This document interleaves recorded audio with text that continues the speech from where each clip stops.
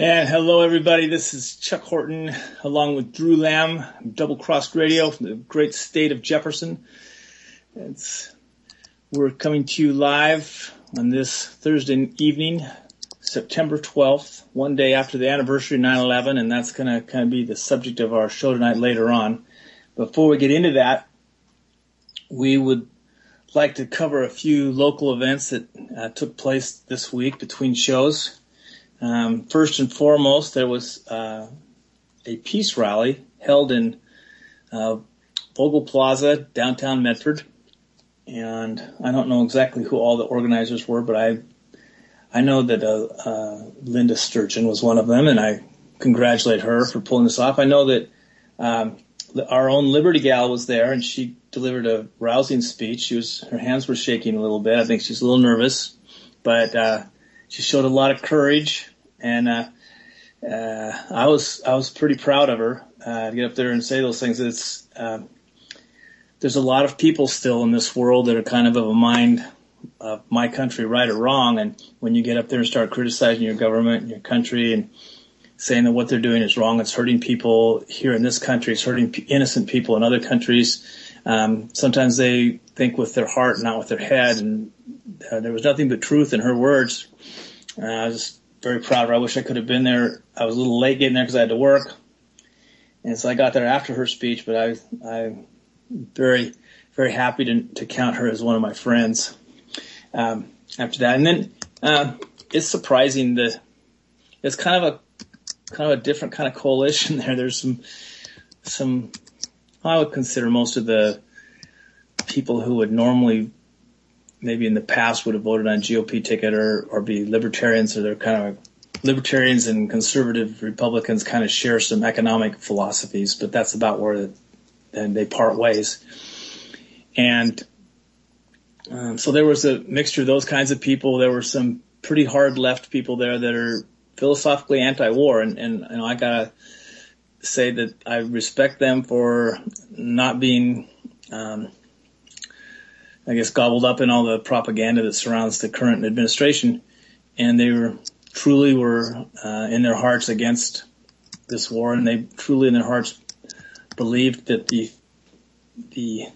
kindling or the spark that started all this was a false flag. I talked to a group of about 4 guys, and one of them was an engineer. He belongs to the Engineers and Architects for 9/11 Truth. He belongs to that organization actually, and it made me feel good to know there's somebody who could be subject to all sorts of propaganda and willingness to believe in something that isn't true, but he was still very much open to the truth, at least in this case, and he was against it when George Bush was president, and now he's against it when Obama's president, so at least he's being consistent there. And we discussed some other things. I think he thought I was a little crazy in some of my views, as a lot of people do. There's a kind of a normalcy bias against the views of voluntarism and anarchy. But I had a great time there. I stopped off at there's a new little mini brewery on the corner there of Central and 8th Street. It's 8th Street. And it's called the Brickstone Brewery. And I talked with the owner there, and hopefully we'll be able to have him on a future show. Sometime he can tell you about what the OLCC really stands for. It should be Oregon Liquor in small, OL is Oregon Liquor in small letters, and then Control in a huge capital letter in a larger font, and then Commission, the last C, and again in the small letters. Chuck, if I could interrupt for a sec. Sure. Did you hear who's heading up the OLCC now? No, I didn't. It's going to blow your mind. Yeah. Governor Kitzhaber appointed our old pal Patridge to head the department. Yeah. Yeah. Mr. Rob Patridge. Yeah. Well, there you go. Yeah, he's Mr. Patridge. He's a man that's out. He's out there for his family. I'm gonna say some nice things about Rob. I do know him. He was a tireless worker as a fundraiser for the Boy Scouts down here in Jackson County. He's volunteers for many organizations. However, after getting to know him a little bit better, I think I've realized that all of this was to provide a good resume for future things in life. He didn't do it out of a passion to help people. It just doesn't seem that way. He's all about advancing his career, I believe. And so I don't want to denigrate him too badly because he does have some positive aspects, although I just don't think he'll ever go against the grain and stand up for what's right. And get between himself and put some situation between a paycheck and himself. So that's just kind of how he is. So that's kind of how most politicians are when you really come down to it. So I just was hoping he was a little different. I found he wasn't. But yeah. So anyway, I'm hoping to have this man on in the future. I'm going to try and keep the show to a minimum of OLCC bashing because, they actually control his life. They don't just control his business, they control his life. And if he does anything, if he doesn't pay his traffic ticket on time, he could have his license pulled. I mean, they're when they say control, they mean control. And, just to give you an example, in the state of Oregon, an exclusive store, and what they mean by exclusive liquor store, that's the kind of store I work in. You sell over a certain volume of alcohol in a year. I think the limit's somewhere around $1.5 million worth of alcohol. If you sell in excess of that, you're considered an exclusive store. You can't have any other kind of merchandise, including such really terrible things as newspapers. You can't have candy breath mints. You can't have anything that can't be put in a drink. In other words, you could have olives for martinis, but you couldn't have black olives because they don't go in drinks. And it's a real shame. Over in Talent, it's a small city nearby here, there was a wonderful store that was called Hardware Liquor. And they're a smaller store. Because they're a smaller volume, they could sell whatever they want. Basically. It was great. You go in there and get your hardware and you get your liquor. I always called the place Booze and Screws. And I go in there and get whatever I needed. But now they don't sell hardware anymore. They just sell liquor. So if they get up to a certain volume, that's all they will be able to sell. It's a real shame. I wanted to be able to grab a fifth while I was getting some parts for a P-trap or something, it was really cool. Yeah, for after work. Yeah, or during, especially on Friday. But it's some of the rules make a little bit of sense if you look at they're trying to prevent this, trying to prevent that, but they end up putting the people who are just trying to please their customers in a position where they have to displease their customers in order to serve their master. Because the master doesn't care about the customers, they just care about the dollars. They don't want any headlines in the paper that makes them look bad. And so they don't want any holdups by somebody who wrapped a pistol in a newspaper. I mean, it's like they can't go across the street and buy a newspaper and come back and rob you. I mean, gee whiz. These people have no imagination. So anyway, I had a great day down there. It was yesterday. And like I said, I think it was a small but boisterous group. I don't know how many people were there and left before I got there. I was about 20 minutes late. And they marched down to the offices of Greg Walden, the Rhino representative from the 2nd District, and Senators Merkley and Wyden, they're okay on a couple of civil liberty matters, but by and large, when the push comes to shove, if they have to vote for something, their party men, they'll vote for what they have to vote for. But when it doesn't matter, when their vote doesn't matter, they vote their conscience, and it's not too terribly bad. So politicians in general, because the way they've set up their system, are not to ever be trusted because they're always going to vote to please the people that pay them the most, and that's the lobbyists that buy their votes for different bills. And they're never going to vote for your interests. So I don't know why we keep reelecting them either. So that's how that is. Okay. To topic today. One of the people I was talking to is, he's a local engineer. His name's Dan Davis. Really informed man. I was very surprised. I'm always surprised when I start talking about the things I know about 9/11 and someone knows something that I don't know, or can explain it better than I can explain it, because he understands it. He's an engineer. He understands it much better. And not only was he an engineer, he was also a pilot, and he was in the military. He understands demolition, and he was a pretty interesting guy. He'd worked for GE for a while. He's a very intelligent guy. He's, like I said, he wasn't so sure about some of my ideas on government, but I'm used to that. I think Drew and I and David kind of marched to a drum that very few people can hear. So tonight's show, well, before we get into tonight's show, Drew, do you have anything this week in the news that you want to add into this before we get going? Because there's no stopping us once we get started. Well, I'd like to mention that so far I got a response from Senator Merkley about my letter urging our congressman to not support war with Syria. Yeah, we posted that in our Facebook page, and we had two interesting comments. One was from Colby Olson. He said, I read the whole thing, and I had to read it again, but it didn't seem like he said anything. He was correct. Except that if you read between the lines, it sounds like he believes that Assad attacked Syrian people with chemical weapons. So it sounded like he was buying into the story.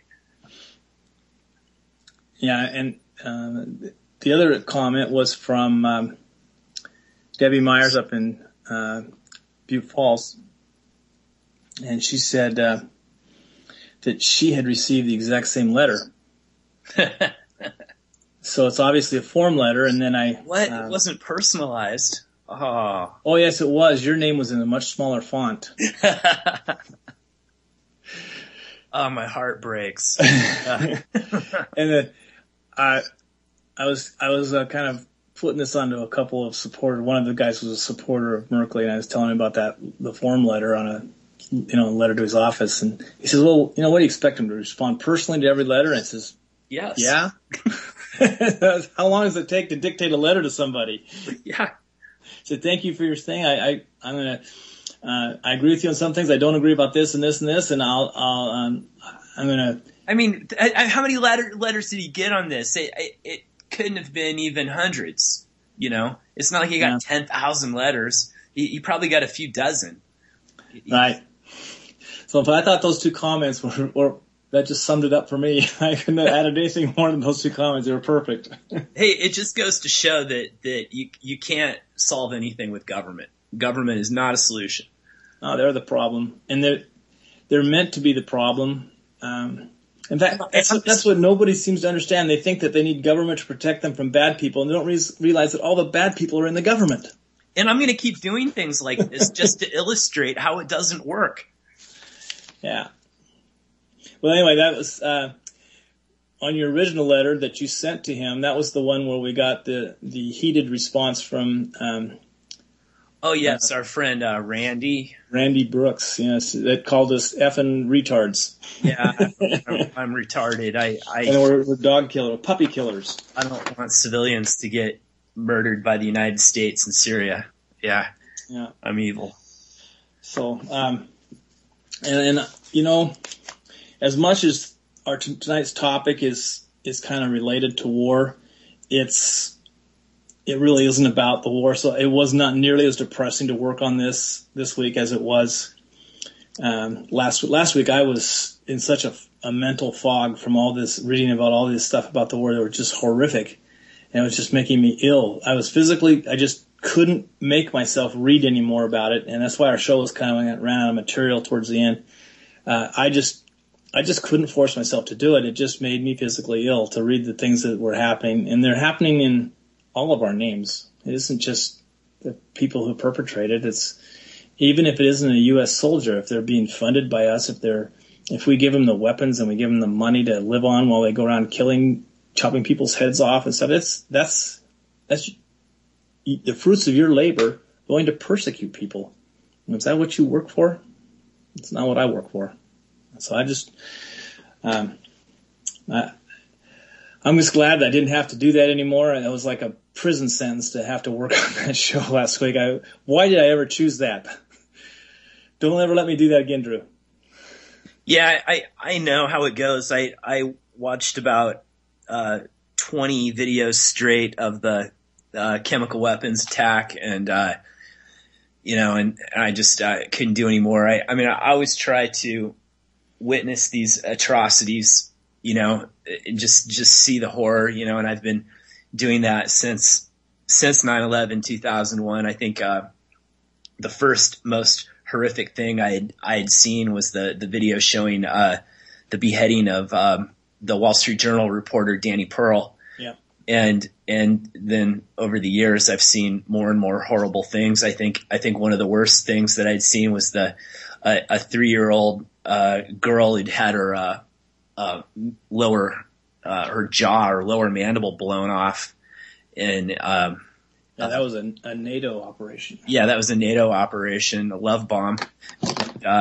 And I haven't been able to bring myself to find and see the video of the little girl that was dismembered with a frame saw in Malula, I believe it was, by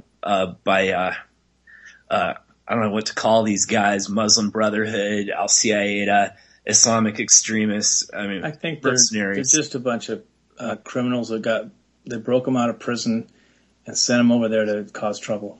Yeah. They gave them some training, gave them some weapons, told them what to do.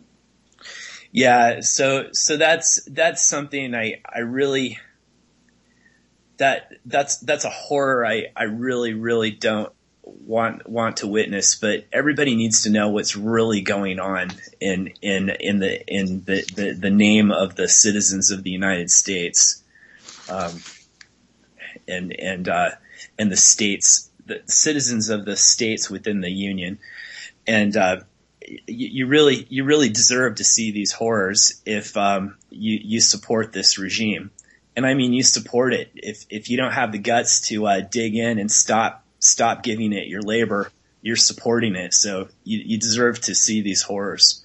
So I dare anybody who's supporting this system to watch these videos.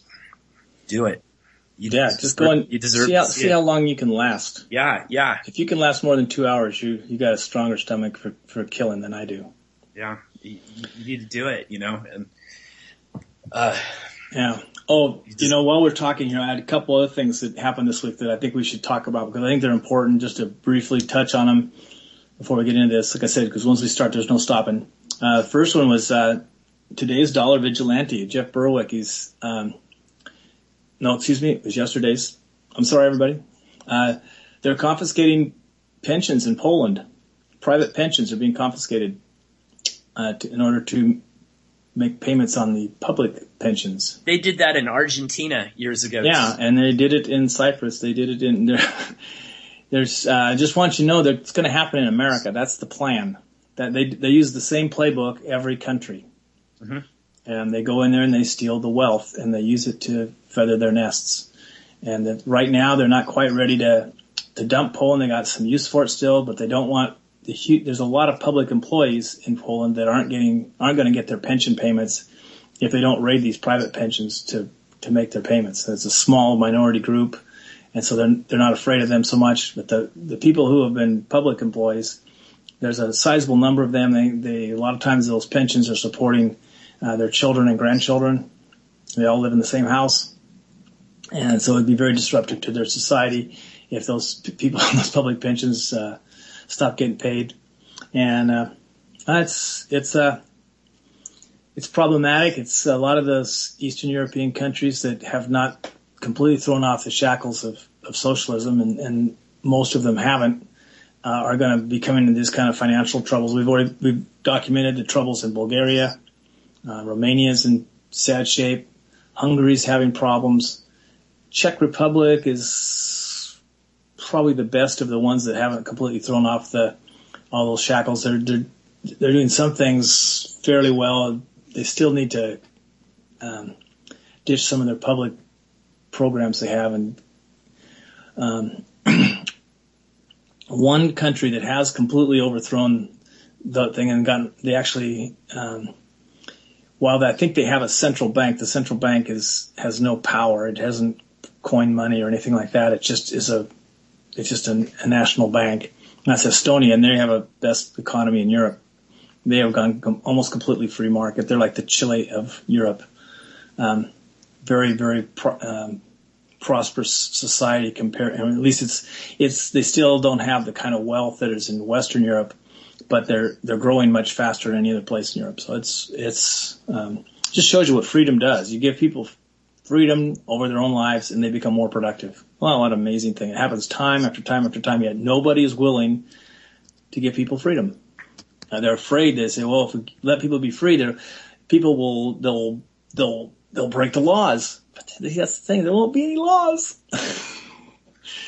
We won't have all these people. We won't have 20 million people in prison because most of them there because they smoke a leaf of a plant. It's just it's enough on that. That was one of the things that I thought was really interesting. That's continues to be a continuing theme with the European central bankers. They're gonna totally destroy every economy they can. And the other thing was, well, guess we have to wait till next week. So how are your Spanish studies coming along, Chuck? Oh, I'm doing really well in my Spanish. Muy bien.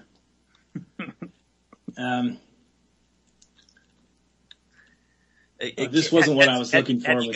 We should go out for dinner to Si Casa and order en español. Todo en español. Sí. Yes. With sentada. Yo quiero una cerveza, por favor. Decía. And whatever. I wasn't ordering anything. I would sit on top of the chair. Me gusto tacos pescado. That's my favorite dish at Si Casa. Oh, here it is. It was another Dollar Vigilante thing. And I thought this would not get the rousing support that it did. And my point about this is it'll come clear to you people in just a second. Jeff Berwick, he posted a meme that says 9/11 is like 4th of July for the state. It's the day they've won their independence from the people.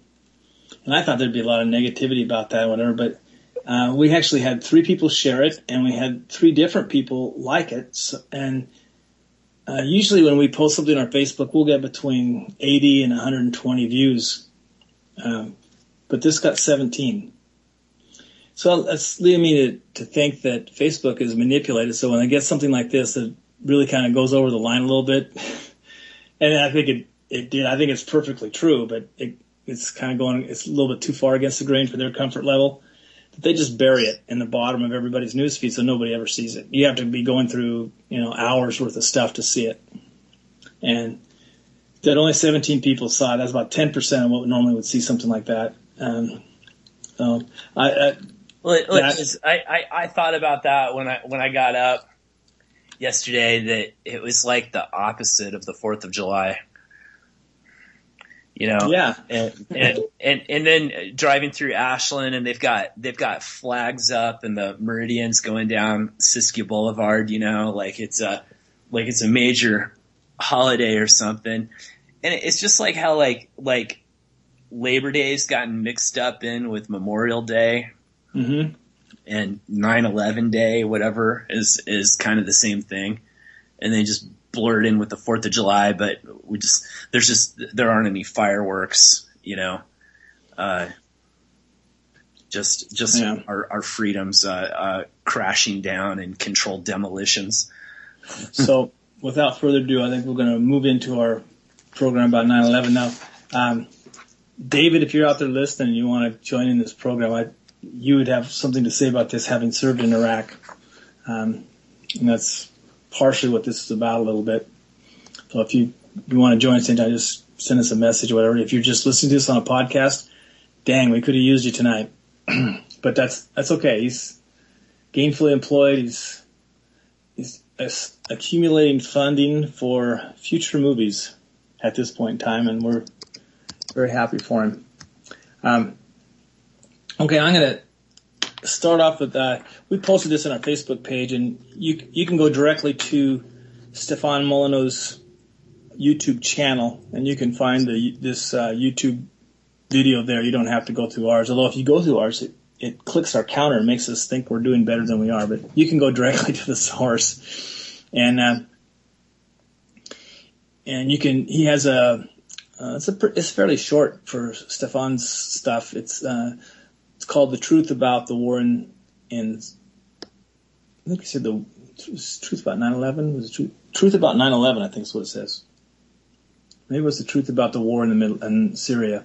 But he gave a really good historical breakdown of all the things that kind of have led up to the present situation. And he started off with, how the CIA had just disposed Mossadegh in Iran and put in the Shah, who was really, Mossadegh, well, he wasn't a prince of a guy, at least was trying to move his country towards being a free nation. And I guess the United States wasn't looking for that at that time. They were looking for anti-communist nations. All you had to say is no commies, and they were going to back you. And Mossadegh, he had to share a border with the Soviet Union, and I think he didn't want to rile them up too much because, I have neighbors on both sides of me here where I live, and I don't throw rocks at them and stuff like that. I don't call them names. I don't insult them. I don't let them know that I hate them or anything. I try and be friendly with them, at least to a certain extent. So I might need their cooperation at some point in time. I think that's kind of the person he was, and so that's why he was acting in that manner. Anyway, the Shah was a really brutal dictator, was one of the most hated men in the Middle East. I remember this was when I was in college. I remember watching a 60 Minutes program where they were talking to Iranian people who had come to the United States in political refuge to get away from the Shah because they were dissidents, and he would send his secret police to the United States and he'd hunt them down and kill them. He didn't want any enemies anywhere. And the guy was just horrible. He was our guy, though. So, so you can imagine that you would think there was probably a lot of people in Iran thought that this guy was being propped up by the United States. They probably hated the United States. Well, not really. They hated the government of the United States. I also have two friends who are Iranian, and they're two of the nicest men I've ever known. One of them is the former city financial manager of the city of Medford, John Jalali. He's just a great guy. Very interesting, very funny man. He's great to talk to. Can't say anything bad about him. He is really a good person. And the other one is Farjam Ezra, who has somebody that I knew when I was in the jewelry business, and he has a wholesale jewelry company, and it was absolutely fabulous to have as a supplier for my store. He gave me great terms, and he always had nice merchandise, stood behind what he sold, and he was one of my favorite people to talk to when he would come into town to show us what he had. So, my experience with Iranians, although it's limited, kind of anecdotal, was always very positive. I thought, these are nice people. What could we do to make them so bad? And as both of these men had gone back to Iran several times, and they said, people in Iran don't hate Americans. They don't trust your government very much. And that was their way of saying they didn't like them very much. They didn't want to insult anybody. Like I said, they're real polite people. I liked them very much. Well, we fast forward a little bit from the Shah. He became sick with cancer, and before that we got him out of there, but he died a few months after that. And they had a revolution, and Jimmy Carter was president, and they stormed the U.S. Embassy, and the old CIA people were in there shredding papers as fast as they could, and they ended up taking prisoner all these people that were trying to destroy all these CIA documents that showed that, you know, we were really acting in a criminal manner. And they held them prisoner, and until after the election. That's, a lot of people say that's the reason that Ronald Reagan beat Jimmy Carter, and it could be. I don't know. I think Jimmy Carter had enough bad things about him that he didn't make that big a difference. Liberty Gal, I got bad news for you. Giants just took a 1-0 lead over the Dodgers. Okay, she's a big Dodger fan. Okay, so anyway, this happened. This was in the 80s. Reagan came into office. They let the prisoners go. There was some uneasiness in the Middle East. Reagan they had a bombing of the Marine barracks in Lebanon. Car bombing killed 208 Marines, I think. And that shook Reagan up pretty much a lot. I mean, he didn't like that. He didn't see that there was any reason that we were going there that could justify 208 lives being lost. And so he wrote it's called the Reagan Doctrine, and he said, we're not going to just go in there if it doesn't serve United States interests. And he pulled back on just about everything else. And if there ever was a problem, like there was a problem with Gaddafi and Libya, they just kind of sent in some carpet bombed him for a little bit for a day or so and told him to shape up or they're going to come back and do it some more. And then if you behave, we'll leave you alone. And so he behaved, and we left him alone, more or less. Although I think one of his daughters died in that carpet bombing, and supposedly in retaliation, he bombed the jet that crashed over Lockerbie, Scotland. Supposedly that he had managed to get a bomb on that plane, and it blew up in the sky. And the bomber was released not too long ago, and they returned him to Libya. And I don't know what the deal was and all that. I didn't follow that story too closely. It did kind of make me upset that the guy that had been responsible for that had been let out of prison. I think they were doing that just to stir up emotions again. People that are in charge of stuff like that, they don't really care about rule of law or people paying for their crimes or even protecting society from people like that. They like to use whatever levers they can to jack your emotions up past a point of where you're thinking reasonably anymore, and you start thinking with your heart instead of your head. So shortly after 2001, we had a new president, George Bush, and took office in January. And by September 11th, he had been presented with a horrific disaster of almost unimaginable proportions. 4 planes had been hijacked by Arab extremists, as the story goes, and 2 had flown into the Twin Towers in New York City. Another had crashed into the Pentagon, and a 4th plane crashed in a field in Pennsylvania. We don't know exactly where it was headed, but I have a feeling it was headed to building number 7 in New York. The emotions after this incident, I think most of our listeners will probably remember this day. Drew,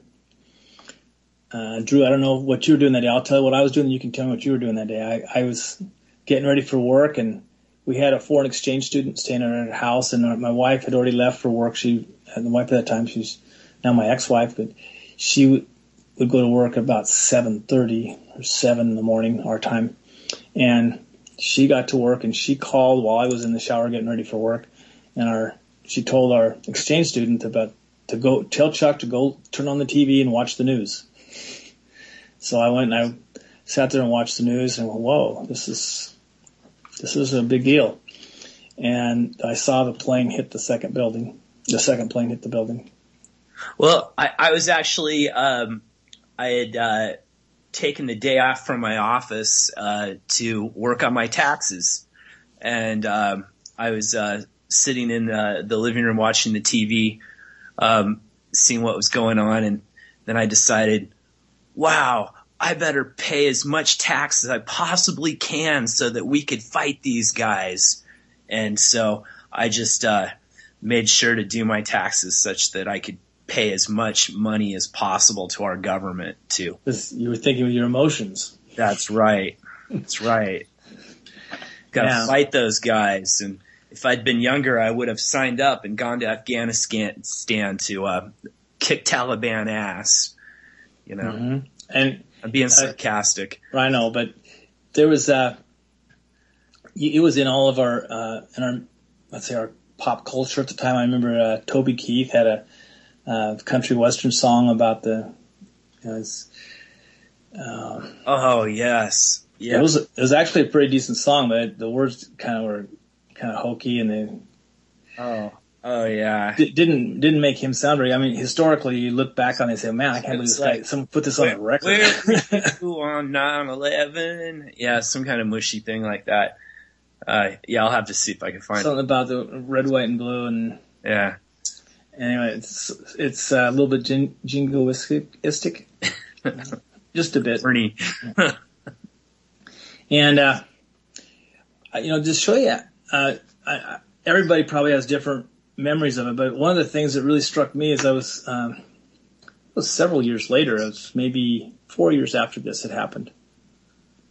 We were at a church group on Wednesday night, and we were discussing stuff. And before things kind of got started, people were kind of talking about how the war was going and all this stuff. And I have never been a big fan of war. I always considered war a waste of precious resources or scarce resources with alternate uses. It just destroys them, and before anybody else can use them, so it's a total waste in terms of economics. And then there's a huge human price to pay. It's lives lost, and it tends to. Well, you can go back into like World War II. My grandfather would say these posters that said "loose lips sink ships," and they were just, the technology wasn't what it is today, but they were certainly used the war to just crank down on everybody's liberties and freedoms. You couldn't buy gasoline unless you had ration stamps. They wanted to make sure that nobody wasted any of it because they needed it for the war effort and things like that. And there wasn't a lot of freedom and liberty during the war, World War II, and it wasn't a great time.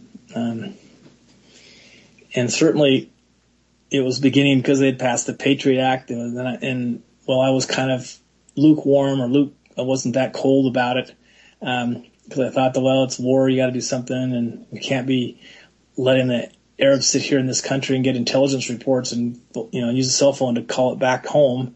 And I got to think, why couldn't you?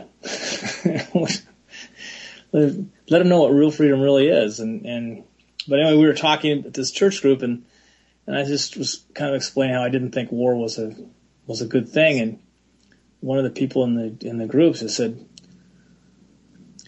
well, when a bunch of terrorists fly planes into buildings and kill 3,000 people, I think it's, we had to go up and stand up and let people know we're not going to get kicked around by a bunch of 2-bit camel jockeys. And he went off on about a 5-minute rant. And I'm thinking, man, this doesn't sound very Christian to me.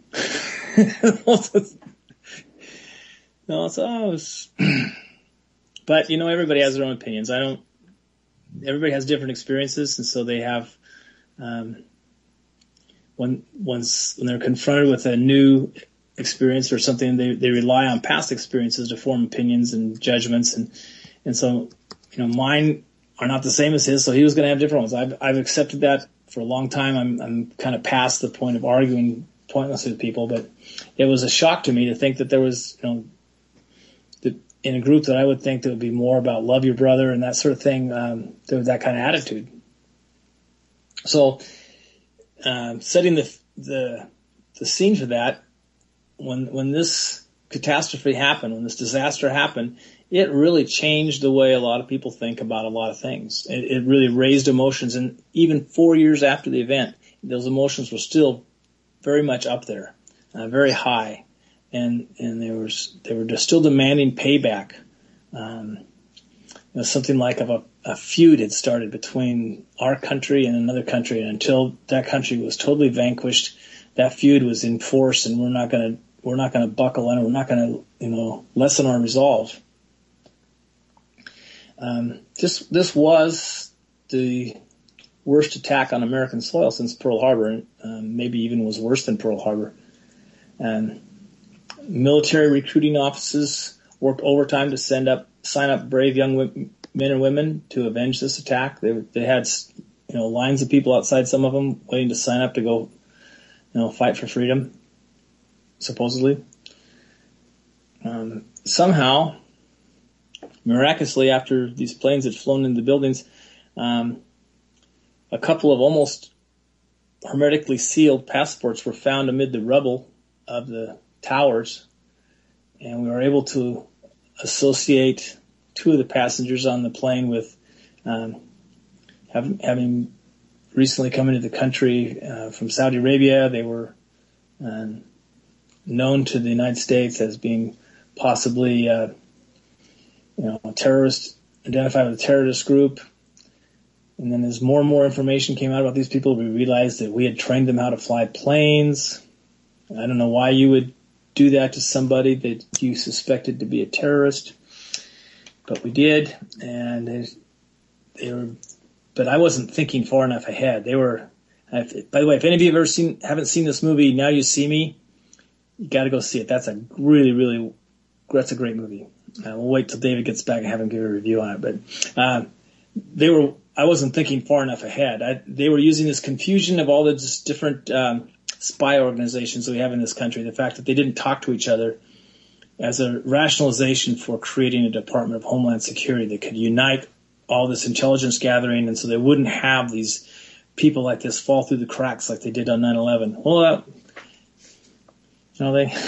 they did all this stuff on purpose, I think, but that's just I can't prove that. That's my opinion. But we demanded that we quickly found out that the person who was probably behind all this was a guy named Osama bin Laden, and he was known to be in Afghanistan. So we quickly gave several ultimatums to the Afghani government for him to be turned over to U.S. authorities.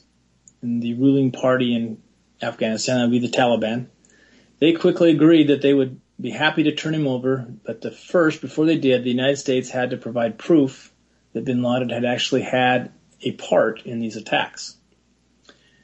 Well, unfortunately, we couldn't provide that proof. But we were sure that he was the guy behind it. But we couldn't prove it. But we were sure.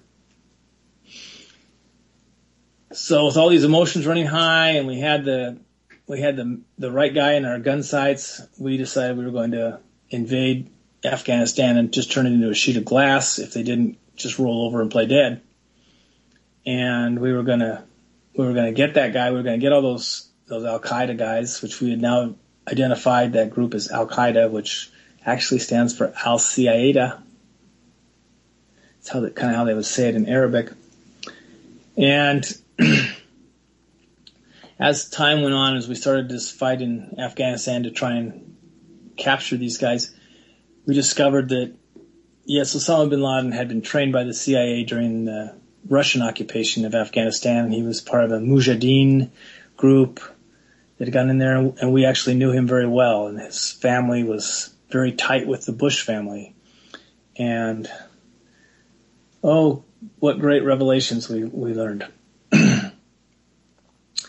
But we're going to stop here for just a second, because we have to go back in time for a little bit from this point to find out exactly to discuss some other things that had happened prior to this, so you'll understand why we had to mission creep from Afghanistan into Iraq. The CIA was very busy in this region, I think because of the oil, but they had another guy that they had put in power. It wasn't the Shah, but he was pretty close to his evil, I think, and that was a guy named Saddam Hussein. Now, he had been put into power by the CIA in the 60s, I believe. And, he was being demonized very broadly in the press at the time we were in Afghanistan. They were like setting it up, getting everybody in the United States to hate the word Iraq, to hate Saddam Hussein, this guy he's the worst thing since Adolf Hitler, and maybe he was worse, maybe he wasn't quite as bad. It doesn't really matter. He was trained by the CIA and he was run by this country. He used chemical weapons on the Iranian army to keep from losing a war with them, and he was told that he could do it, and we did weather reports for him so he could tell which way the wind was blowing so it'd be the most effective, and we helped him do it. We encouraged him. So, so much for our ideologically, morally pure stance on chemical weapon usage. And it's not to mention our own chemical weapon usage just a few months later in Fallujah, where we used white phosphorus on the citizens of that country. By the way, in case you don't know what white phosphorus is, I first learned about phosphorus when I was reading a book when I was a young boy. I read a book about Thomas Edison and how he burnt down when he was a youth, he had a little garage out back where he did a lot of his experiments, and he forgot to keep the phosphorus underwater because if it's exposed to air, it starts undergoing a spontaneous reaction where it'll actually burst into flames, and it burns very hot. Oh, Liberty Gal's going to be happy. The Dodgers have just tied the Giants in the bottom of the second. So this is a full news opportunity radio program here tonight, folks. Anyway, what's going on here? So Saddam, he kind of had a cozy relationship, or he thought he did, with the United States. They helped me keep from getting beat in this war. The war between Iraq and Iran ended up as kind of a stalemate. The result was one I think we really relished because both sides were much weaker now than they were before. They had just kind of used up a lot of their resources, destroyed a lot of their scarce resources with alternate uses, fighting each other for no apparent end. And nothing was resolved, and these still kind of had, some would say it was a religious battle with Sunnis against Shiites. That could be. I think it was more just that Saddam's kind of a power-hungry, power-mad guy, and with the Shah gone, he thought, well, let's just see if those mullahs have any backbone for fighting, and maybe I can take some territory here and enhance my positions. Now, that didn't work out too well for him, but a few years later, after that, he was in a meeting with an American diplomat by the name of April Gillespie, and he asked her a point-blank question about, he was having some trouble with Kuwaiti. They had share a border, and part of the border runs through an oil field, very rich oil field, and what they were doing, they were slant drilling under the border into the Iraqi side of the border to get the Iraqi oil, and they were kind of stealing his oil. And he was kind of pissed about it. And so he asked her, if I go down there and kind of make this right, are you going to do anything? And I don't think she understood what he was asking her. She was supposedly a fluent Arabic speaker, but what she told, and I think she meant to say, don't do anything criminal or whatever, but it came out to, we won't stop you. So that started the first Gulf War, and we just annihilated him, shot off a bunch of, I think we used that as a testing ground to test out a lot of the weapons that we had developed since the Korean War, including depleted uranium, which is, it's the weapon that just keeps on killing. And there's a lot of people they have said that the people of Iraq, they no longer have a coherent genetic identity because their genetics has been so disrupted by this depleted uranium that was shot all through the place and blows around in the desert and comes up in dust storms. And you see some of the pictures of the children that have been born there, it's almost as bad as watching the people get their heads cut off. It's really sad. And so they have huge numbers of birth defects born over here from the depleted uranium. And the American soldiers that were around these areas where it was used, they're all sick, and their kids are being born with birth defects, and they're not going to make it to age 50. They're not going to get a cash in on their pensions. And the military tells, when they go in there and say they're sick, they don't feel well, they give them an antidepressant, which kind of turns them crazy. So all of this led up to a severely weakened Iraqi armor, Iraqi army, not armor. And here we are in Afghanistan, just a hop, skip, and a high hurdle away. And okay, well, while we're there, let's finish the job we've started. Let's just beat up on this guy some more, because we've already kind of torn apart his army, and it won't be much of a deal to finish the job. So I remember very vividly hearing, gosh, it seems like because we had a Republican president in power, all the supposedly libertarian-leaning right-wing radio hosts were very much in favor of knocking off. And now that we're there, let's knock off Saddam too. And certainly, I think they were reading talking points that were being circulated by somebody, either in one of the spy agencies or directly from the Pentagon or from the administration's own office. I don't know, but. I just said, how come we're so worried about Iraq? Iraq didn't have anything to do with 9/11. That was to his credit, George Bush did take the proclamation of war to the Congress, and they voted to approve going to war with Afghanistan because we had been attacked. And, that includes even Ron Paul voted for that, to just show you how emotions were running, Looking back in hindsight, it's a little harder to. It may seem harder at that time. It was. I didn't know anybody who wasn't for going to Afghanistan to avenge this disaster. So we end up invading Iraq again for the second time, and this time we weren't going to be denied, and we just kept going until we took out Saddam Hussein. Found him hiding in I guess it would be kind of like a catch basin or something, a place we used to store rainwater if it ever rained there. And he went on trial. Eventually, he was found guilty, and they hung him. So he's gone. They cornered his two sons in a shootout at one of the palaces, and they were able to do away with both of them. So the house of Hussein was completely eliminated. It's gone. And they said, we're going to have elections. They had elections. They elected a guy. And you think, well, that's great. Well, they've got democracy now. We're not here at Double Cross Radio. We're not so hepped up on democracy. Democracy is just a tyranny with a different master. Tyranny of the majority is horrible, but democracies can tend to even become a tyranny of the minority, and that's kind of what happened because he was able to get more voters out. Maybe he rigged the election, whatever. They elected a guy who was not that popular. He hasn't been that popular, but he continues to be reelected. So, and to explain this real briefly, I don't want to get into the weeds too much on this, but Iraq is a nation's kind of cobbled together. They're a bunch of tribes, and they have loose associations with each other. And those associations change from year to year, or decade to decade. They aren't always aligned with the same tribes they were before. And the thing that had kept Saddam Hussein in power is he was able to keep these coalitions with the different tribes together and always be reelected.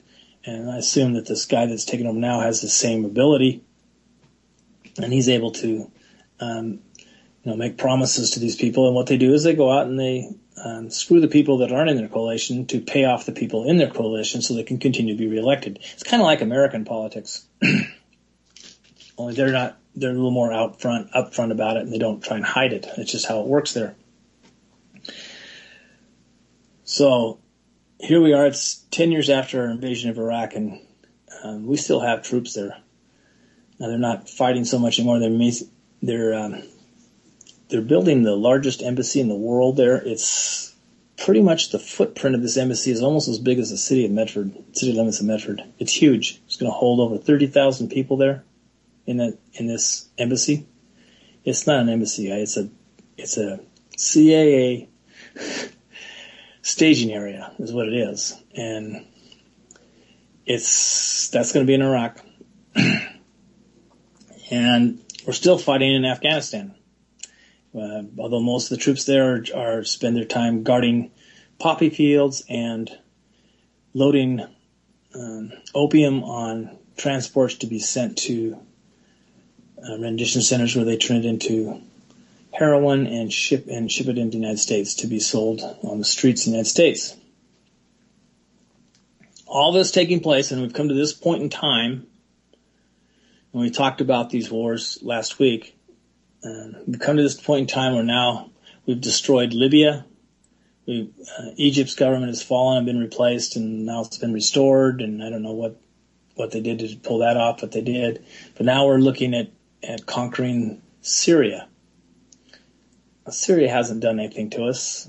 We're going back to demonization. We're calling Bashar Assad just one of the worst people on the planet, worse than Hitler. I start hearing these same things, going, wow, I can just hear this echoing in my mind from 10 years ago. And so he might be a not so great guy, but he's a good enough guy that Nancy Pelosi has entertained him, and he visits the United States, and John Kerry and his wife have dined with him 5 or 6 times. So it couldn't be that bad of a guy.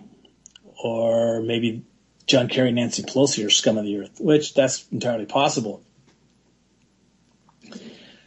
So I keep going back to this day where all this stuff happened. Everything turned it pivoted on a certain point, and the world changed in an instant when these planes started slamming into the Twin Towers. And as time has gone on, there's been a movement called the 9/11 Truth Movement, which has grown and grown and grown, and it isn't going away. It's growing in numbers. There's more and more people every year that are drawn to this subject.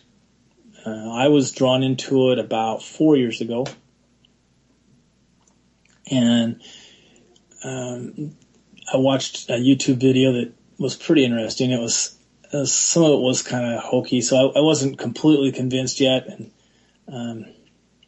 But when I started listening to Alex Jones' program, he got on several guests that just had fabulous information. And as I went to check it out, I found out they were correct. And it is undeniably that there's the official report that has been given to us, it's been disseminated to the public. The official report is obviously a lie. It couldn't possibly have happened the way they said it happened. It's just impossible. David likes to think of Occam's razor. He, in fact, made a movie of that. He's going to have that released soon. If you have 2 possible outcomes, it's almost assuredly the one that's most likely is the truth, because it'd have to be extraordinary coincidence for it to be something very unlikely to have happened. And this was not only very unlikely, it was nobody had ever seen anything like this ever happen in nature and whatever without some help from an outside source. So they were sure that the official story was just completely bogus, and the official story refused to take into any of these other things into account. So I want to go through this and just go through that day, 9/11/2001, and kind of send you through what happened. We had 4 planes. They had taken off. They all went silent, and they all deviated off their stated course where they're supposed to fly.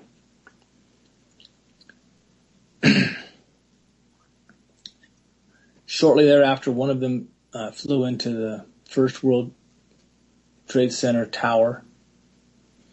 And one of the things I was mentioned earlier tonight, I was talking to Dan Davis, the engineer I talked with. He brought up a point that I hadn't heard before. He says, anytime a plane deviates off its course, NORAD scrambles fighter jets to that area. So there should have been jets flying to that area to shoot these planes down immediately. They should have scrambled. As soon as they left course, they actually didn't just leave course, they turned around. With that, they went silent and they turned around. And that's a warning signal. So the jets got up there and they make visual contact with them. They find them and they make visual contact. That would have happened in a normal course, but it didn't happen that day. For some reason, they stood down. Or maybe they were there and they just didn't take action. We don't know. A few minutes later, a second plane slams into the second tower. That's the one I saw live on TV, and it just, I wish I could forget that image. It left me speechless for a long time. And poor foreign exchange student that was staying with us, she's looking at me and says, "I'm so sorry. I'm so sorry. Oh, I'm so sorry." I said, I'm looking at her, I'm sorry too. But we're here, and I don't know, life goes on, and I don't know what I said. It's a bunch of mumbo jumbo. I don't think I could think clearly. But anyway, a little while later, we're informed that a third plane had crashed into the Pentagon, and there was problems there. And then later on the day, we found out that a fourth plane had crashed in a field in Pennsylvania.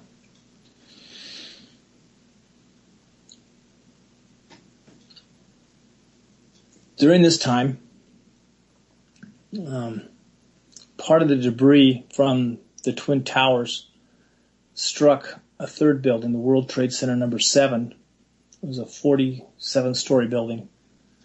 And it was struck from some of the debris, either from the plane or from the buildings going down. And a few minor fires were started in that building.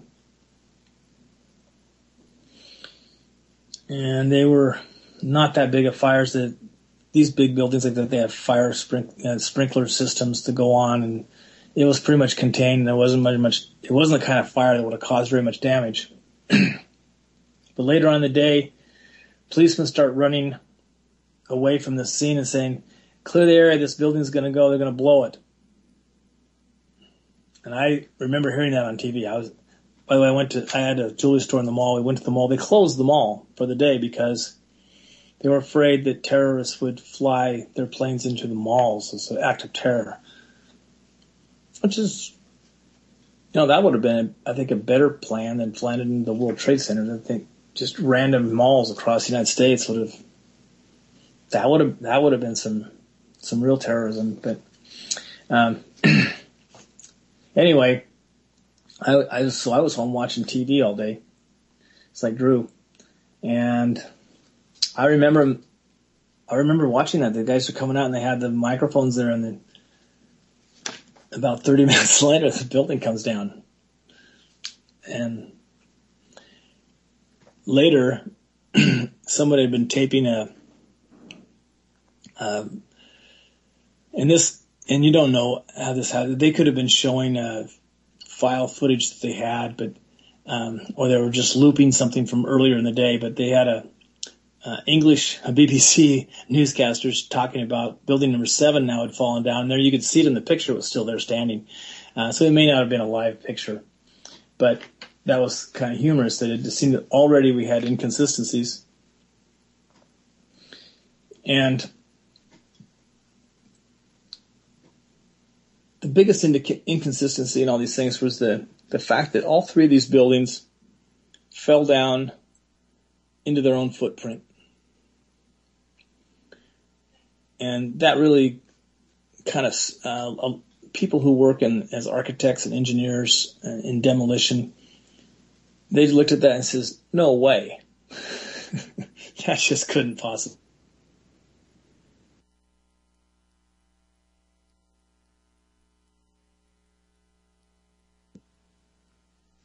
Chuck, you still with us?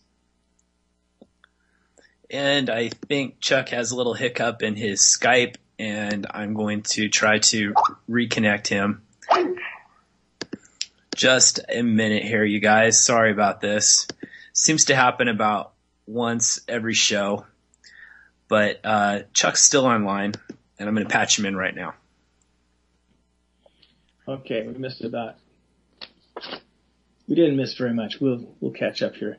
It seems to happen, I think, 2 of the last 3 weeks we've had a problem at this exact time. I think it's a Charter cable problem. They have some switch goes on somewhere, and it's a blip in the signal, and it just cuts out. Are you using Wi-Fi? Yeah. I was having problems too, and usually on Thursday nights, and so I just jack straight into my router with Cat5 and don't use the Wi-Fi when we do the show. Well, I can't do that with my iPad, and that's what I'm using because it's got the best sound. So we'll see. I'll have to get better equipment. I'm thinking about getting a new MacBook. I like it. Okay, it's got the latest in surveillance software. Yeah. So these people that are in this industry, they formed an organization called Architects and Engineers for 9/11 Truth, and they set about to make a documentary kind of showing the inconsistencies in the investigation. And this documentary that they made is really extraordinary. It's you can see it on YouTube. It's about 2.5 hours. You'll hear a lot of the things I talk about for the next 40 minutes or so are going to come directly out of that documentary because this is the best one I've found. It's just excellent. And their original intent in making this documentary is they thought that the original, they had kind of waited patiently for an explanation of what had happened. When the report came out, they said, "This is bullshit." If anybody believes this, they got, they flunked high school physics. Or maybe they just, were stoned during high school physics. I don't know. But one of the people that was in this movie is a man named Robert McCoy. He's a high-rise architect. That means he specializes in buildings just like this. And he states on the movie, he's not into conspiracies at all. His whole goal for being involved in this is he wanted to know why these buildings fell down, because as an engineer or an architect, he wants to design buildings that are safe. He doesn't want people to die. He has that's part of the thing about being an architect. You want to make a better design, a safer design, the one that's more fire resistant or whatever it takes. He wanted to know why they came down. And that sounds like a pretty noble goal. Well, just a short ways into the movie, an engineer comes on and states that in order for World Trade Center number 7 to collapse on its own footprint, the steel columns that they're in the center of the building and the ones that are on the outside edge that hold up the shell around the support in the center, all of those columns would have had to fail at almost exactly the same time, within a second or two of the same time. Now, if any of you think that that's something that happens a lot, that'd be like lightning hitting the same place 1,000 times in a row. Just bam, bam, bam, bam, bam, bam, like a sewing machine. And this is so unlikely that it's virtually impossible to do without managed demolition explosives to help.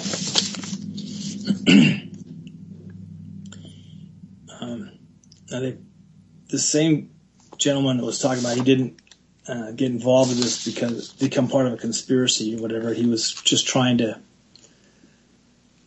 design more safer buildings. He's made a kind of a passion of his non-design part of his business that he's followed all the high-rise fires that have ever happened in buildings. He wanted to see what kind of damage was done, what kind of structural damage is done, and what things they could do to minimize the damage so that they could rebuild without demolishing the structure, and how they could contain fires, keep them from spreading, things like that. So he's just made it part of his after-work work to just on his own investigate all these high-rise fires that have happened in his lifetime and even before his lifetime. And in all these fires that have happened in these high-rises, the only buildings that have ever come down are the 3 buildings at the World Trade Center.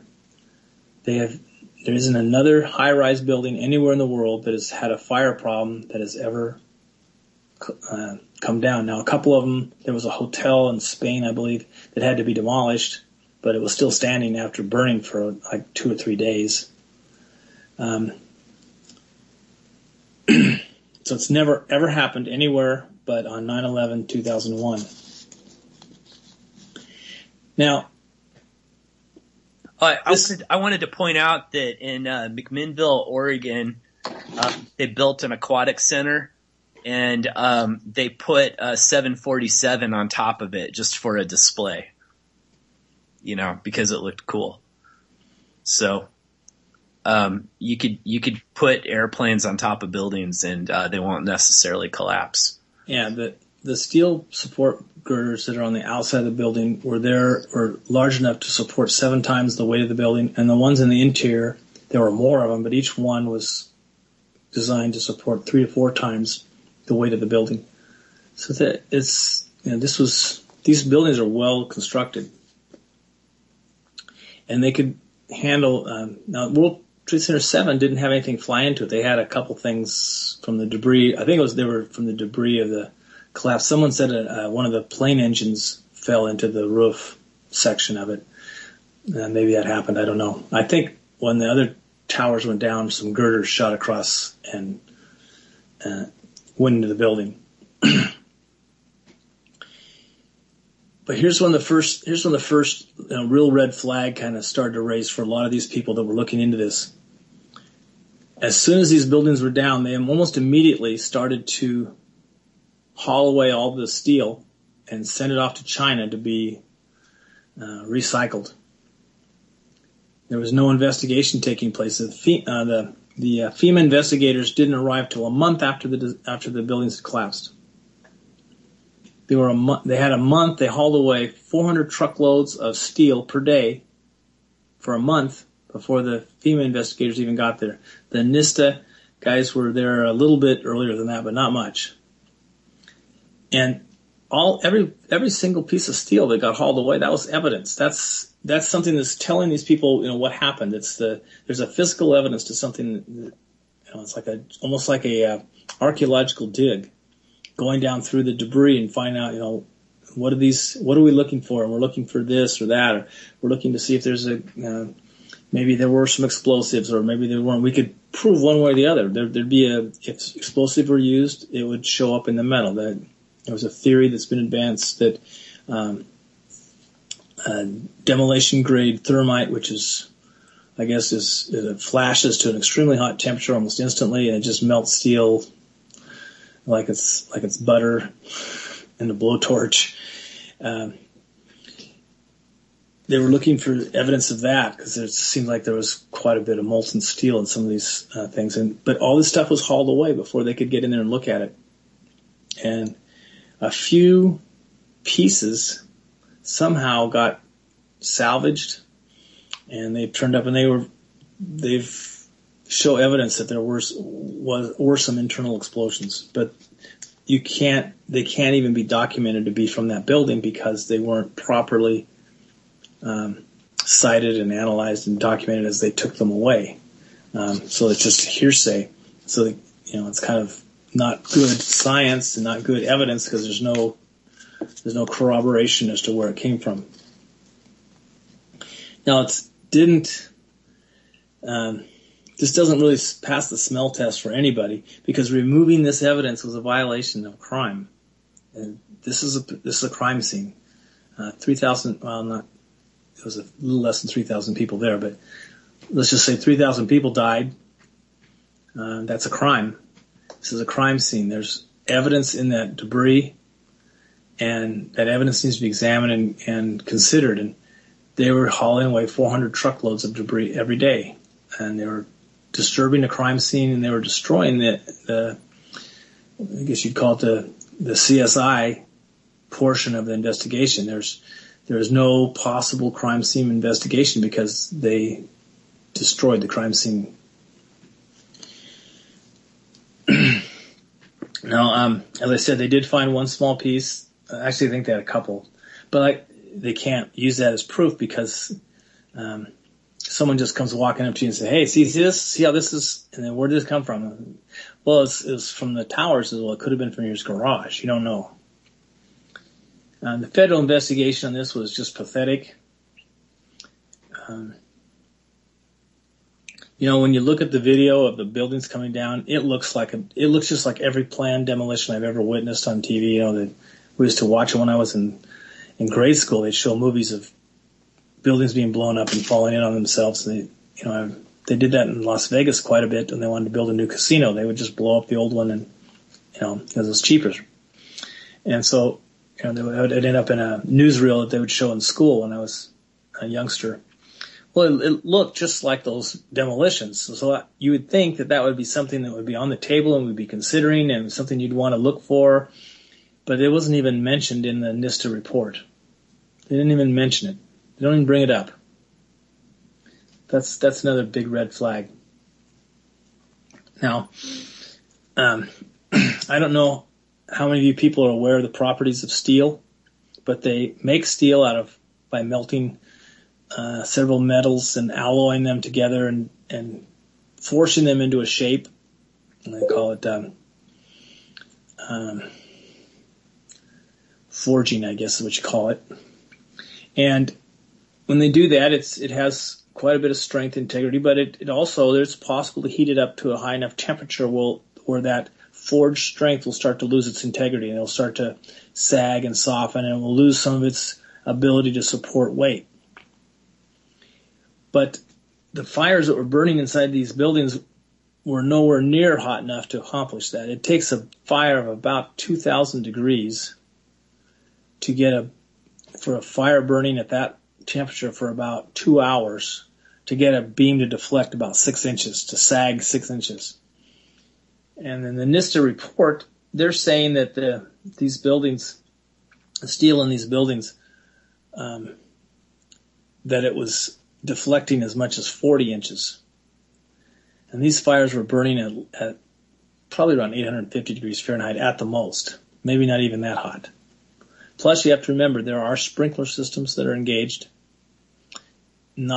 Probably the planes that crashed in the buildings knocked some of those out, but they still would be engaged. So there might be a few hot spots, but it wouldn't be something that would cause the building to collapse, in the same manner in on itself, in its own footprint. And then a few minutes later, another building collapses exactly the same way. And then hours later, Building 7 collapses exactly the same way without even being hit by a plane. So those are all kind of strange things. Now, Building 7 is really the Rosetta Stone to kind of starting to unravel all the misinformation and the gosh, I was reviewing this documentary again earlier today.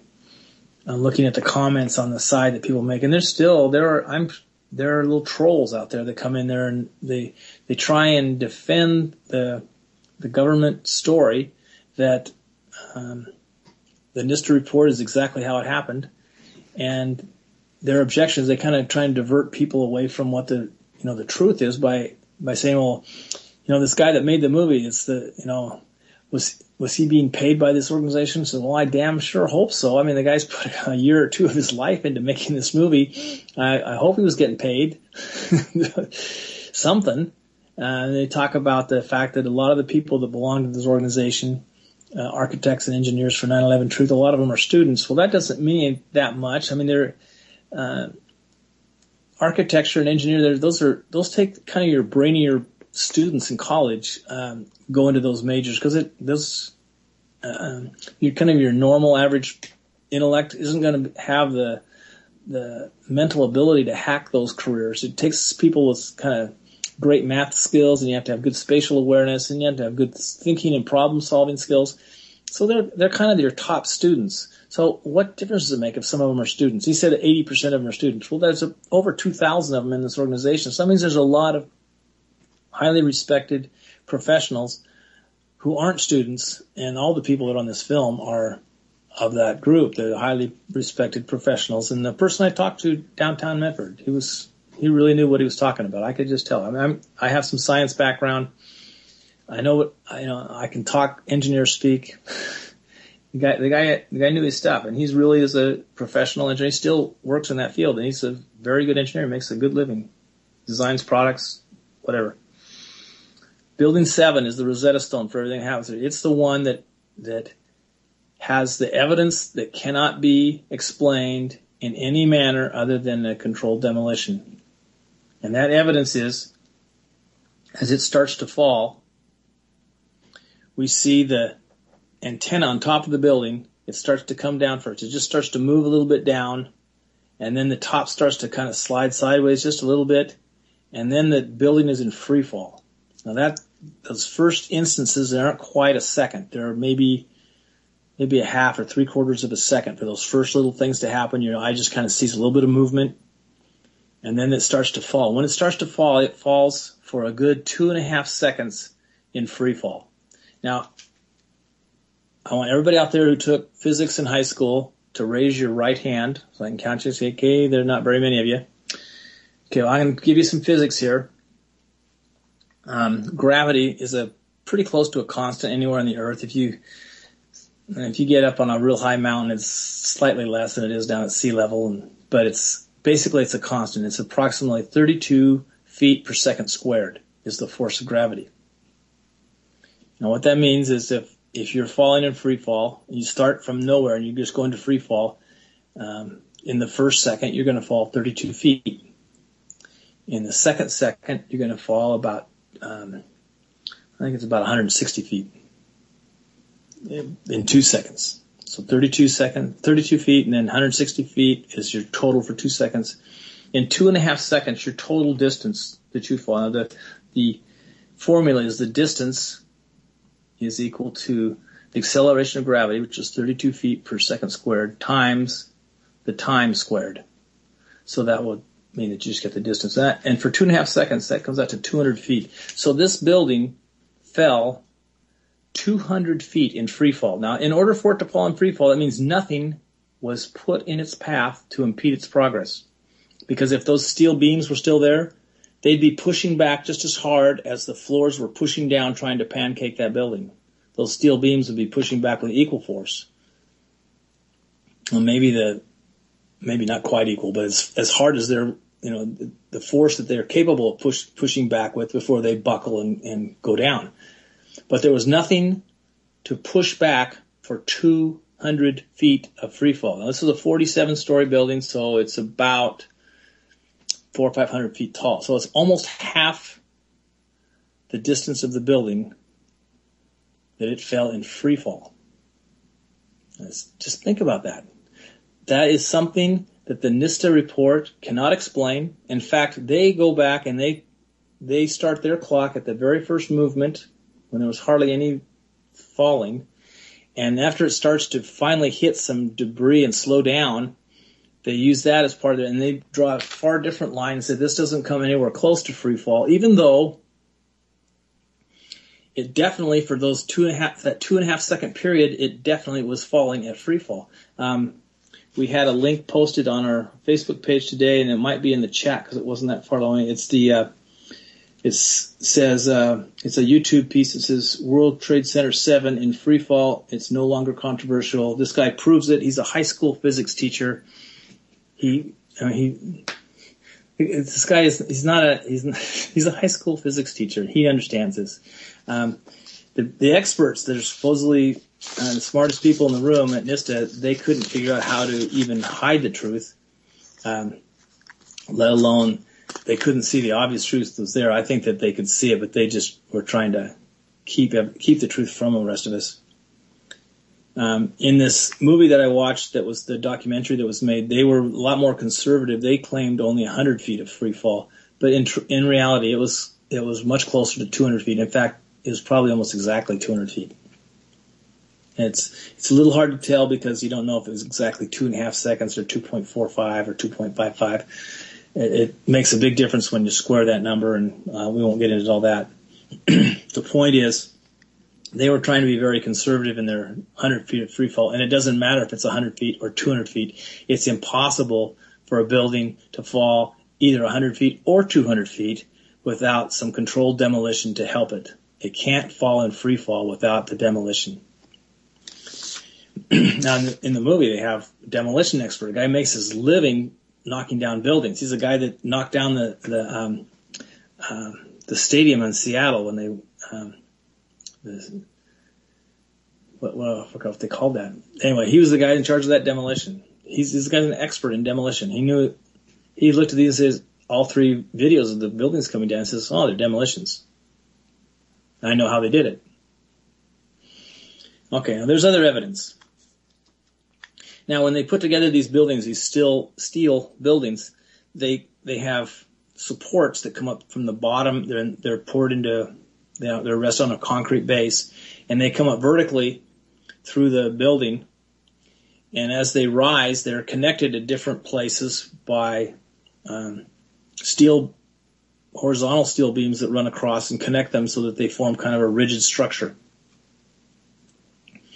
Every place where they're connected, they're like riveted together, overkill, because the designers and the engineers, they understand that the critical things that have to be reinforced the most and need the most strength are the connections that connect the supports to the horizontal supports, the vertical supports, the horizontal supports. Those connections have to be the most secure things there. That's really critical for the integrity of the building. One of the supports could fail, and if all the connections hold, the building would still stay up. Because the way it's spread, that weight will be spread on these other connections, and they're engineered so that one of the supports could fail completely, and the building wouldn't fall down. But these buildings all fell down. Now, in the World Trade Center number 7, the engineer that did the calcs on this, he said in order for this to fall the way it did, over 400 of these connections per second would have to fail. 400 per second. Now, that's like, again, this is like the lightning hitting the same place 1,000 times in a row in a couple seconds. It's something that just doesn't happen. It can be caused to happen by planting explosive charges that are timed to go off like firecrackers, which is exactly the sounds that the first responders related to in their oral history of that day. But it won't happen by accident. They won't just start popping, going pop, pop, pop, pop, pop, pop, pop, pop, pop, pop. It wouldn't happen that fast. This is people like every pop would be like 100 of them popping at the same time, the way I was just saying it. And it's so inconceivable. It's so impossible for this to happen that it can't be explained as if it just pancaked on the way down and this is what happened.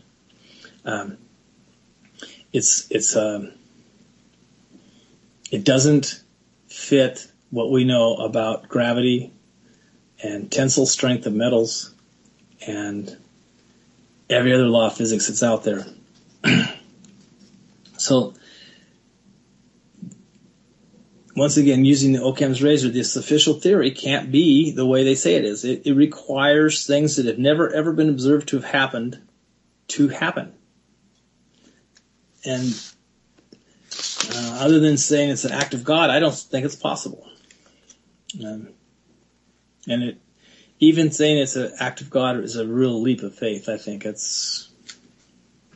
you have to have more faith, I think, than I have to believe that.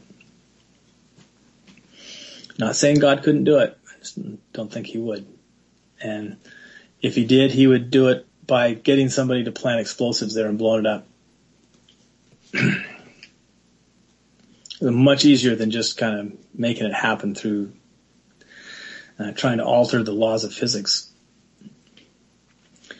Okay, now, if things happened the way that the NISTA report says they're supposed to have happened, we also would have expected the collapse of the buildings to be more asymmetrical. We would think that there would be weaker spots and stronger spots, and it would start to fall, it would tip, and it would crash into other buildings. To have it fall exactly into its own footprint, and then the next building do the same thing, and the next building do the same thing, is just so inconceivable. It's beyond stretching one's imagination. It just can't happen. So the lack of an asymmetrical collapse, which is the way they describe the failure of the structure to happen, that's what would have occurred. We've already had witness testify that that there's never ever been another building other than the ones on that day that have had weakening of their structures and collapsed due to a fire. So we already know that has never happened before, because even fires that burned much hotter than this, have never been able to knock down a building or even partially knock down a building. if it had by chance somehow been able to knock down that building, it wouldn't have collapsed the way it collapsed. They wouldn't have fallen, and the Twin Towers had sections of their fall that were measured as free fall also. Eventually they start to run into other parts of the building, and it slows down a little bit, but it still is accelerating, just isn't accelerating at due to the acceleration of gravity. The investigating agency NIST refused to comply with the Freedom of Information request to see the data and the formulas that led to their computer model and the conclusions that they ended up with in their report. So they wouldn't share anything that they had that would let people see how they arrived at their conclusions. And I know why they wouldn't let anybody see it, because they just made it up. They made a computer model that make it look reasonable, and they just go out there and tell people that this is how it happened. And because most people didn't take science in high school because it was too hard, and well, what good will this ever do me? They're just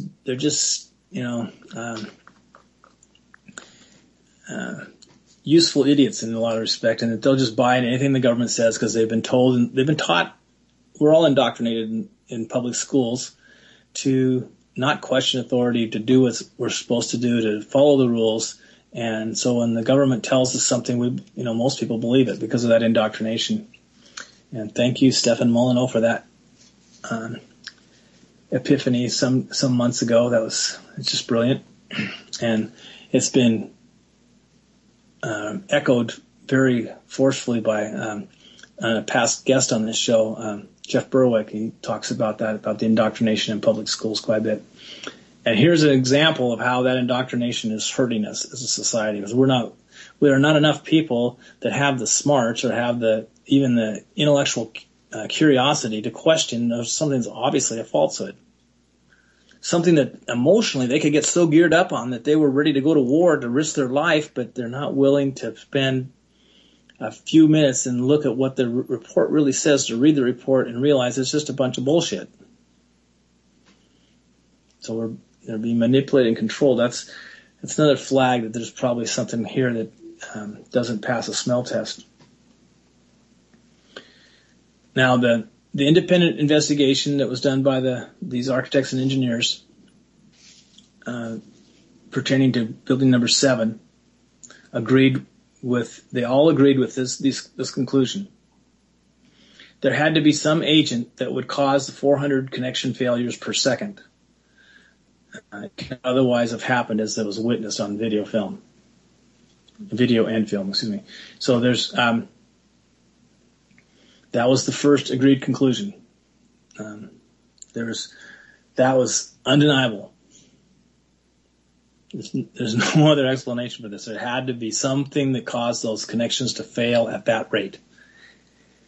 And the second conclusion that they all agreed on is that the fire that burned in building number 7, which was minimal and was only in a small portion of the building, could not have caused the damage that was claimed to have been caused by that fire. It didn't burn long enough, didn't burn hot enough, and it didn't consume enough. It wasn't enough of the building to have caused the whole building to come down. Now, moving on to the Twin Towers. And see, I got 25 minutes left. I'm going to make it. Yes! I tell you guys, there's so much to talk about. We could have probably had a 6-hour program on this stuff. This is so incredibly full of information that it's been withheld from the public, basically. It takes a few brave people like these people to get in there and to find these facts. Okay. Now that the Twin Towers, they were both the NIST investigation said that they were brought down by fires that burned so hot as to destroy the structural integrity of the steel supports and girders, and that as they started to fall down, it pancaked and it caused, the top of the building acted kind of like a battering ram on the lower floors, getting more and more momentum as it would pancake each floor. That each stroke would be a heavier and heavier pounding on the lower floors, and just take out one floor at a time, and as it went down. And just listening to that, it doesn't sound unreasonable. And they probably did everything they could to make it sound more reasonable. But if you start to get a closer look here, that you find out that jet fuel doesn't burn hot enough.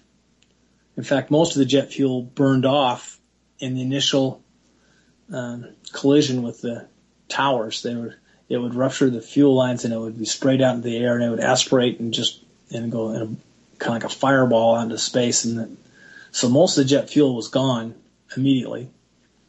The fires were caused from basically burning carpets and office furniture, things made out of plastic. And all of these materials are heavily laden with fire retardant materials, which make it really hard for a fire to spread. They don't burn very hot. They're trying to keep fire from spreading. They do have an active fire suppression sprinkler system, which all buildings have to have. And whether part of it was disabled or by the crash of the plane or not, some of it would have been working. We could see from the pictures that were being shown on TV that was thick black smoke billowing out of the windows. If this was a fire that was really raging and hot, it wouldn't have had as much smoke as it had. The fact that it had all that smoke is an indication that the fire was starving for oxygen.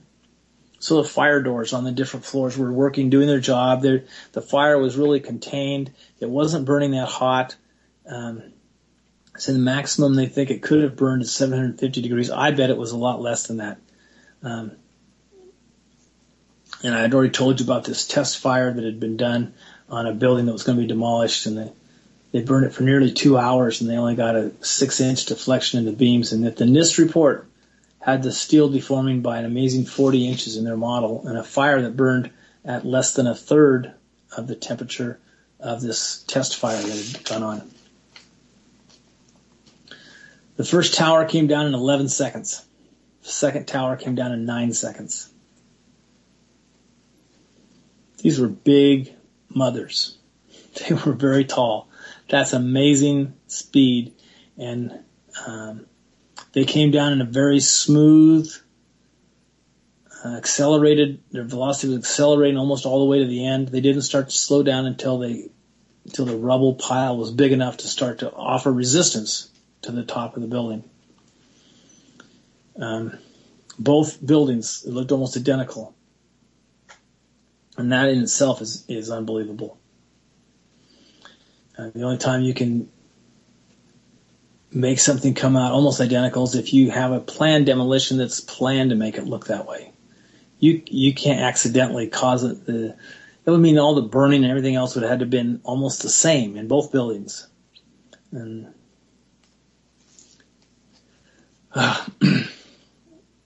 now, in each of the buildings, that's the Twin Towers and building number 7, over 100 first responders. That'd be the eyewitnesses. They'd be like ambulance drivers, mostly firemen, a few policemen. They reported hearing explosions as each building began to collapse, just prior to the collapse of each building. And this oral history was captured in the New York Times. They wrote all these anecdotal things that the people had said about, they were there, this is what happened, and then the building came down. And there was, like I said, there were over 100 people that reported this happening. Yet this was not even mentioned in the NIST report. They didn't even mention the fact that people heard explosions. And they heard the smaller explosions. One guy characterized them and said it sounded like firecrackers going off on the 4th of July. Like pop, pop, pop, pop, pop, pop, pop, pop, pop, pop, pop, pop, pop, pop, like that.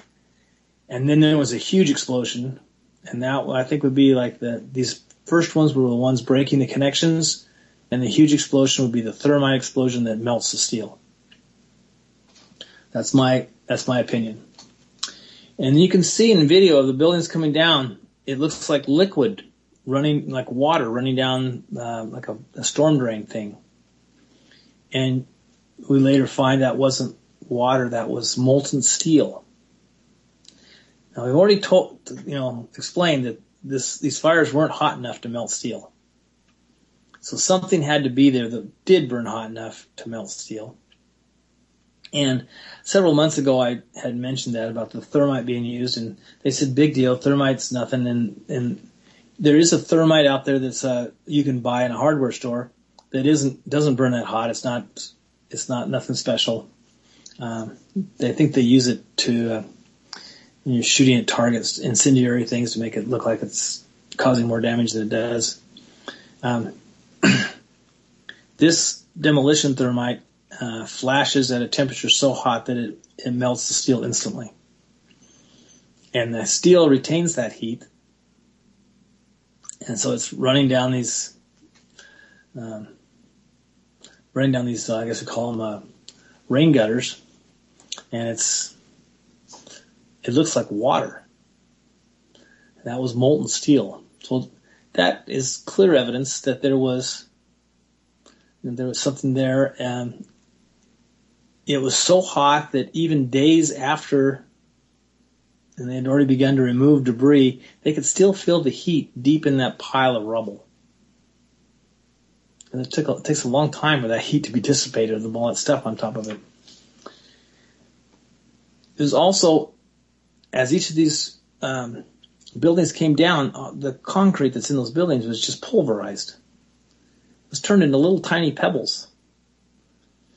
And that is another thing. It's like, how could pancaking buildings pulverize concrete into little tiny rocks? It's something that, again, that we've never ever witnessed. We can't imagine. It's just improbable. It's impossible.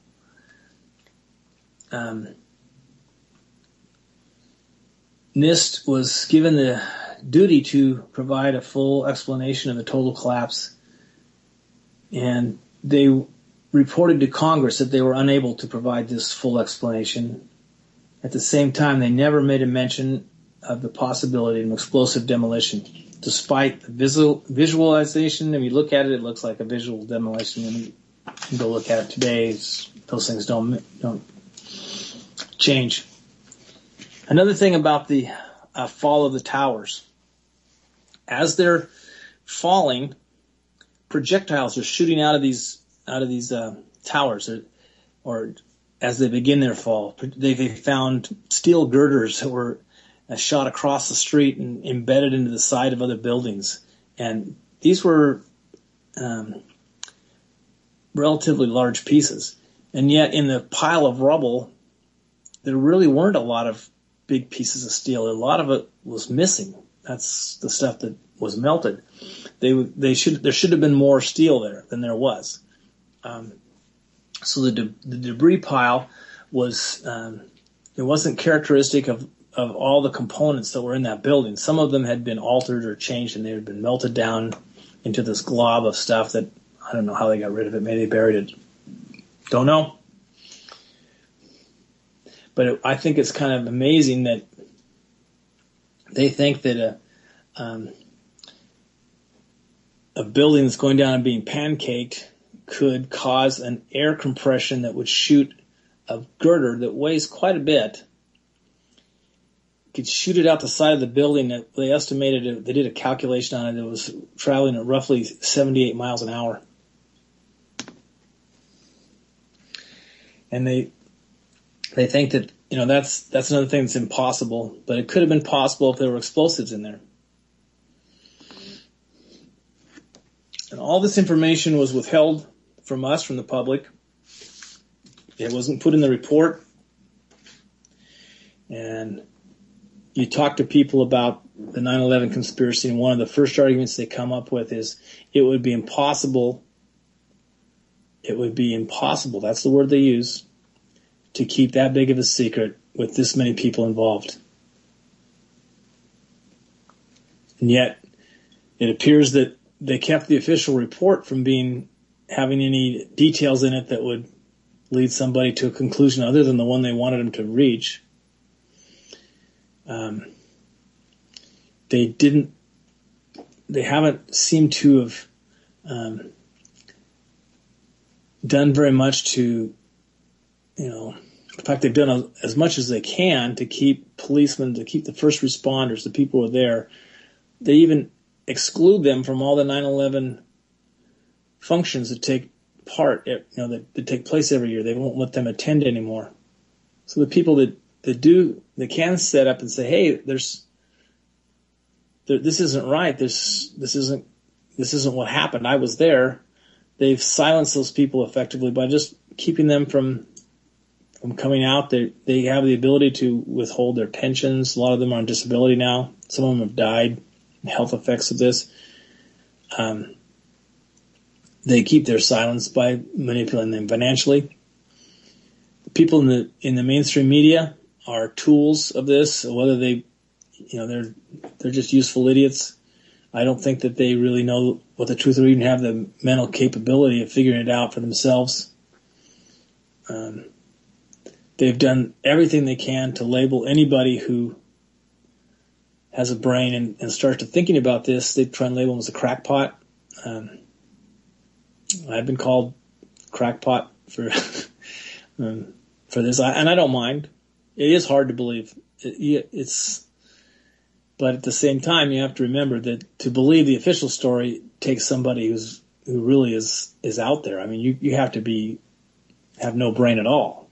I'd rather be a crackpot than be a complete moron, because the official story cannot possibly have happened. That's just all there is to it. There is more to this. There are conspiracies surrounding this. Well, why would they do this? And this is where the conspiracies come in, because that's the part there's not a lot of hard facts and data. A lot of that information was destroyed in the attacks. I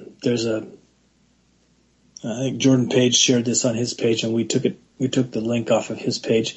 It was a pretty fast-paced documentary talking about all the financial things that were going on at that time and all the different connections between people that were in the building, people that worked in the building, people that died in the building, people that there was a lot of money that was missing. A couple $1 trillion was missing from the Pentagon. The Department of the Navy was investigating. The plane that slammed into the Pentagon just happened to slam into the offices where that investigation was taking place. That is a coincidence, and it's plausible that it could have just been a coincidence. But it's interesting to know that happened. I mean, that's just something that's okay. We don't have any proof that it was directed for that particular target, but that's where it hit. There are people that say that the planes that hit the buildings weren't the original planes that took off, that they'd been diverted, and other people had been, they'd substituted other planes that had been modified. So they had the ability to be refueled in midair. And it does appear that one of the second plane that hit the towers, some pretty good photography of that happening. It does appear that plane has a fixture, a tube on the bottom side of the fuselage that would allow it to be refueled in midair, and that is not ever seen on commercial flights. I mean, commercial planes don't have those.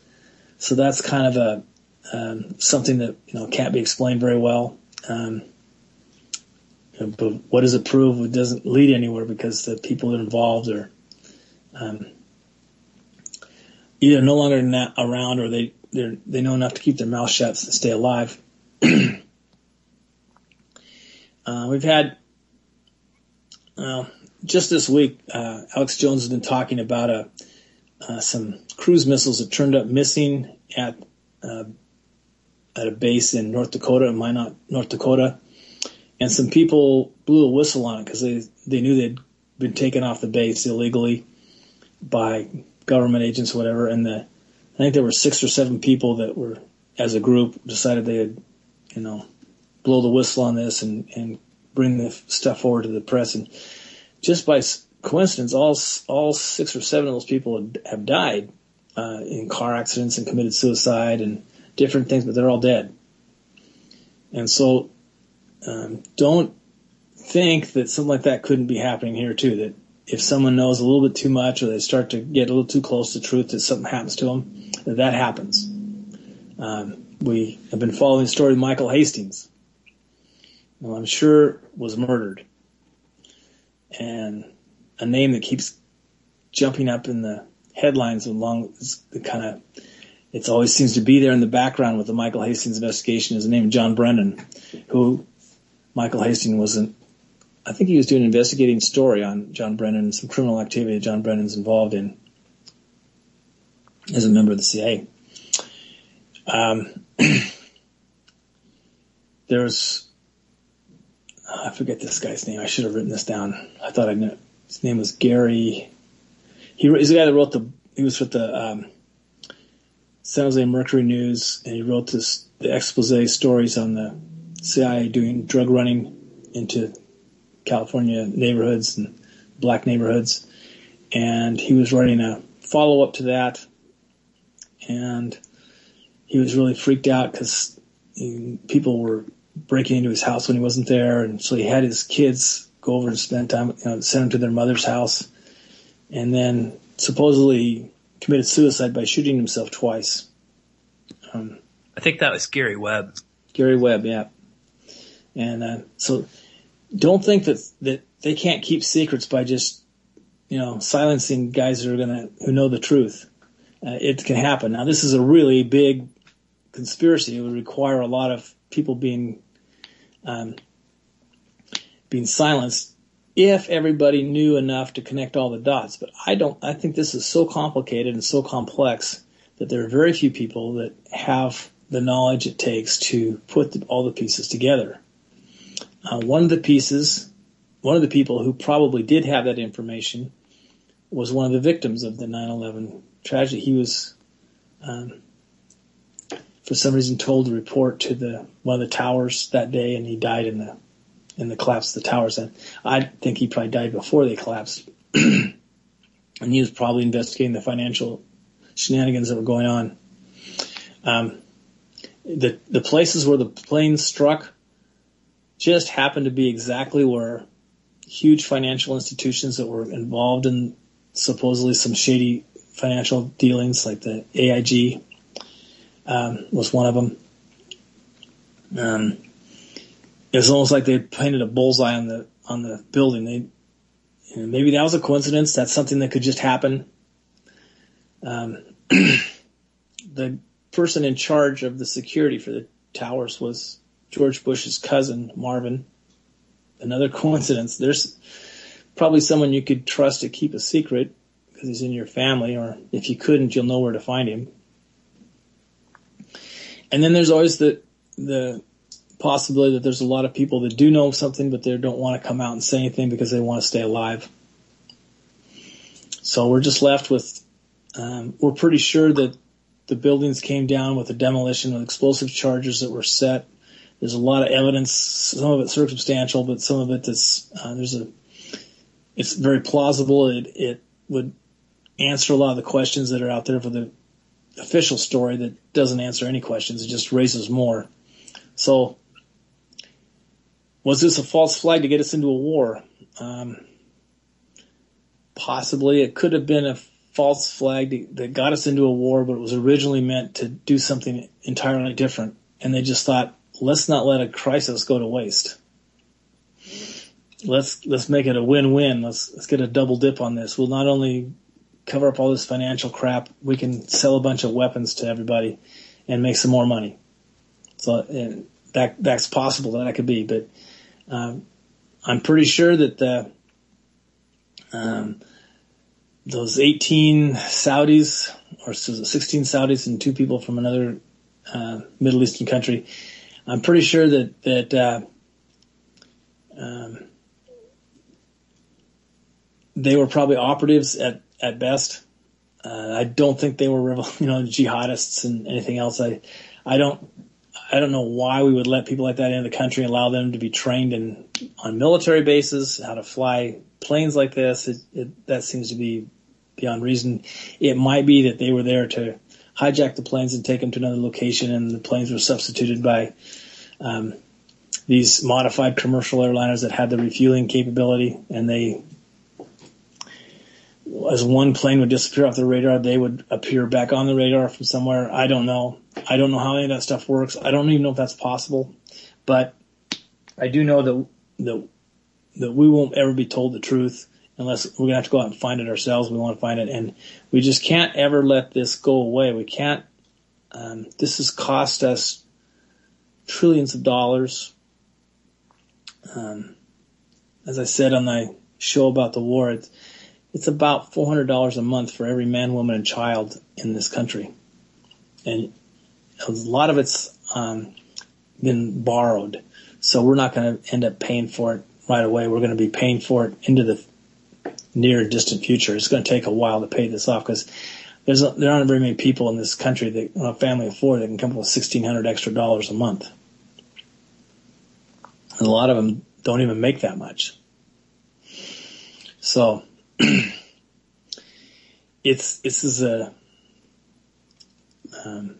pretty sure this was a false flag. This was something to stir people up. If it wasn't, it certainly was was used just like a false flag was used. It was used just like the battleship Maine was used to go to war with Spain. So I don't think it really makes a difference whether it was or not. The end result is the same. But if it was a false flag, it's a crime that's been committed. We need to find those responsible and lock them up. I wish I had more time. We could talk for another 2 hours on just the financial part of this. It is a rabbit hole. It's just, you can't believe how intricate it is. So, anything to add, Drew? Oh, well, I was hoping to bring a caller in tonight, but like you said earlier, you had like 6 hours worth of material to get through. Yeah, and I kind of got going faster at the end because I wasn't sure I was going to make it. And so I want to remind everybody that the State of Jefferson Party is on September 20th in Wairika. Yep. And also, we have, for